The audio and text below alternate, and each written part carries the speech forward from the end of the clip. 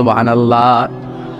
আল্লাহ ডেকে বললেন, ইন্না খালাকনাকুম মিন যাকারিন ওয়া উনসা। ও বিশ্বাসীরা, এটা বলে ডাকে নাই, ও মানব সকল, নিশ্চয় আমি তোমাদেরকে এক নারী আর এক পুরুষ থেকে তৈরি করেছি। ওই পুরুষের নাম কি? ফেনীবাসী আওয়াজ করে বলেন, আদম আলাইহিস সালাম। আর ওই নারীটার নাম কি? এই দুইজন থেকে গোটা পৃথিবী। তার মানে আসলে আমরা সব এক। আসলে কি? সব এক। নাস্তিকও আমার ভাই, হিন্দুও আমার ভাই, বৌদ্ধ খ্রিস্টানটাও আমার ভাই। ভ্রাতৃত্ব তিন ধরনের। একটা হচ্ছে মায়ের পেটের ভাই, এটাকে আরবিতে বলে আল উখুওয়া আন-নাসাবিয়্যা।